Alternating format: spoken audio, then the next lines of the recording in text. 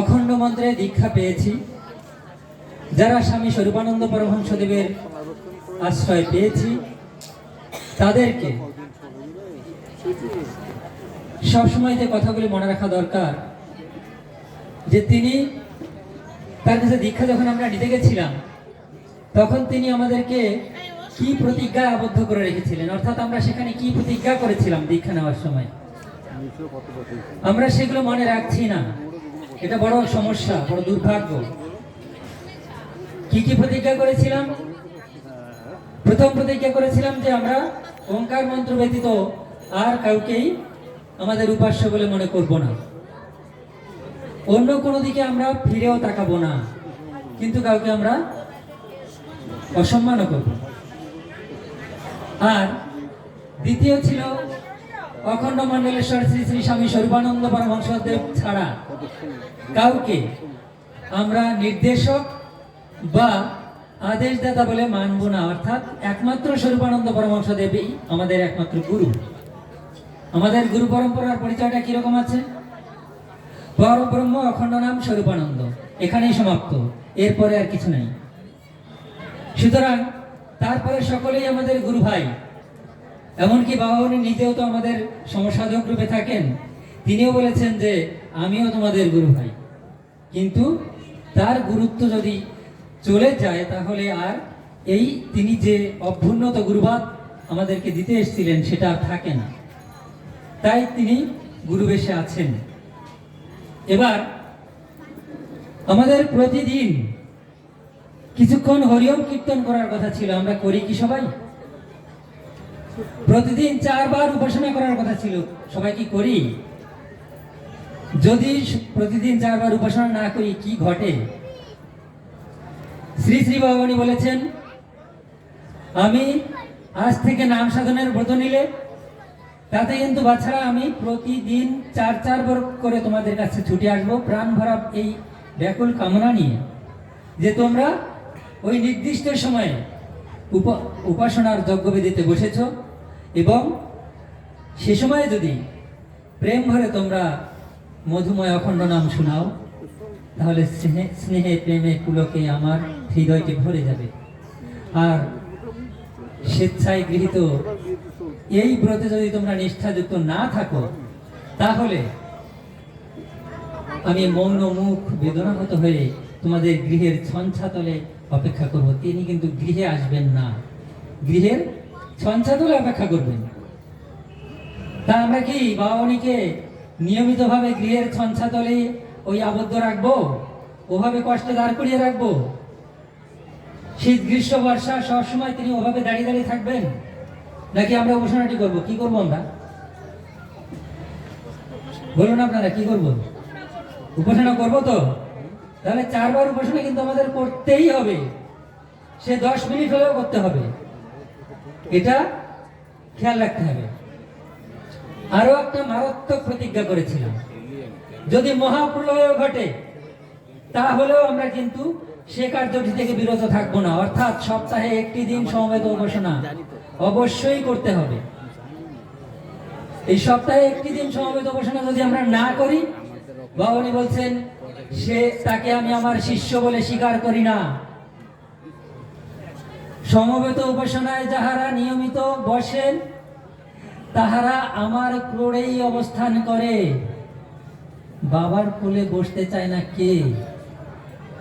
তারা দুর্ভাগা নয়? তা আমরা কি দুর্ভাগাই হতে চাই?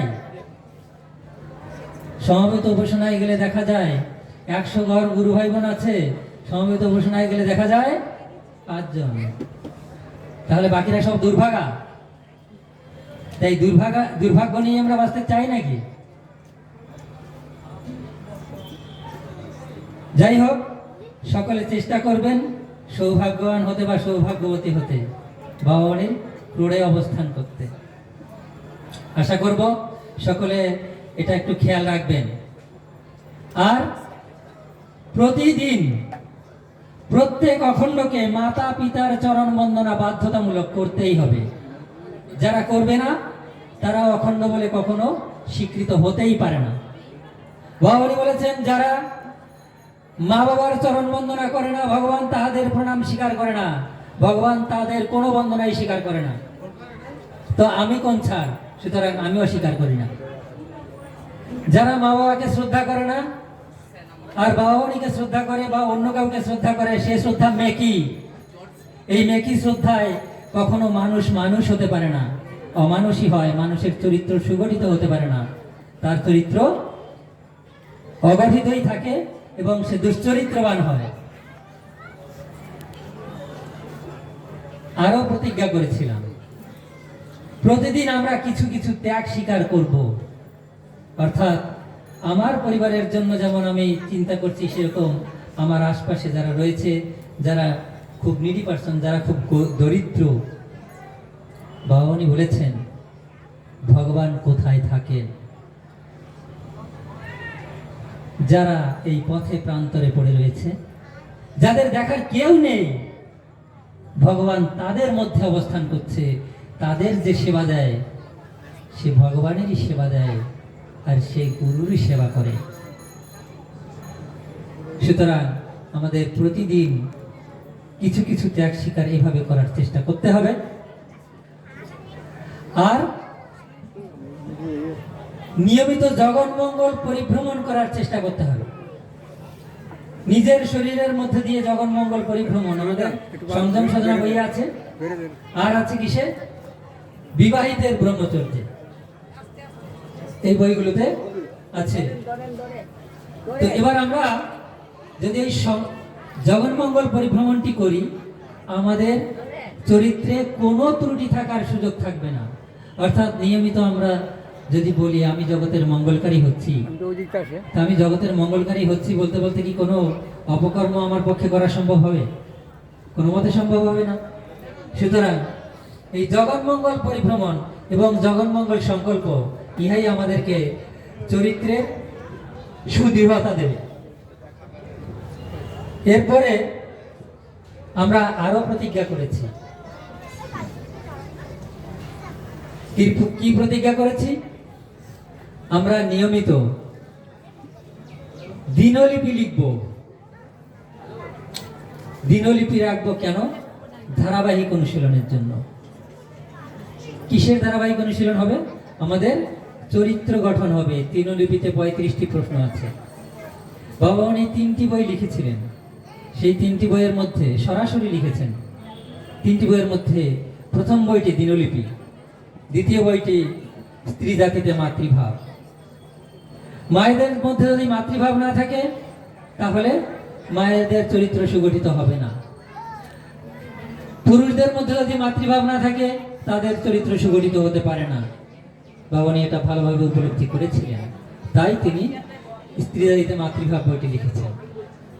আর বিবাহিতের ব্রহ্মচর্য, বিবাহিতের ব্রহ্মচর্য বাবা উনির বুকের রক্ত দিয়ে লেখা। এইটা সকলকে মাথায় রাখতে হবে। এত কষ্ট করে 4 বছর ধরে তিনি ওই বইটি লিখেছিলেন। তো সেই বইটিকে অনেকের বাড়িতে হয়তো আছে, কিন্তু পড়ে দেখেননি, গুরুত্ব দেন না। আমাদের চরিত্র গঠনের মূল ওখানে রয়েছে। বিবাহিতের ব্রহ্মচর্য যদি ঠিক ঠিক প্রতিপালিত হয়, এই কিছুক্ষণ আগে এখানে বক্তব্য রেখে গেছেন আমাদের ডক্টর পিনাকি আচার্য। তিনি বিবাহিতের ব্রহ্মচর্য একদম অক্ষরে অক্ষরে ফলো করেছেন। 2.5 বছর এই বিবাহিতের ব্রহ্মচর্য ফলো করেছেন, বিবাহের পর থেকে একদম নিখুঁতভাবে। তারপর তারা সন্তান নিয়েছেন এবং তারপরে আবার ব্রহ্মচর্য। তো বিবাহিতের ব্রহ্মচর্যে যা বাবা উনি বলেছেন, সেটাকে যদি আমরা ফলপ্রসূ করতে চাই, তাহলে আমাদের ওই দিনলিপিটি দরকার। শ্রীমদ্ ভগবদ গীতার 18টি অধ্যায়ে যা বর্ণিত হয়েছে, যে জ্ঞান দেওয়া হয়েছে, সেই জ্ঞান দিনলিপি ফলো করলে আমরা লাভ করতে পারি। শুধু দিনলিপিটি ফলো করলে সেই জ্ঞান আমরা লাভ করতে পারবো। আমাদের আলাদা করে গীতা যদি আমরা নাও পড়ি তাও চলবে, কিন্তু আমাদের অখণ্ড সংহিতা, শ্রী শ্রী অখণ্ড সংহিতা আমাদের প্রতিদিন কমপক্ষে 15 মিনিট পাঠ করতে হবে প্রত্যেকে। এই বিষয়টা মাথায় রাখতে হবে। এটাও কিন্তু দীক্ষার সময় আমরা প্রতিজ্ঞা করেছিলাম। এটা যদি ভুলে যাই, তাহলে আমাদের কোনো কাজে আসবে না।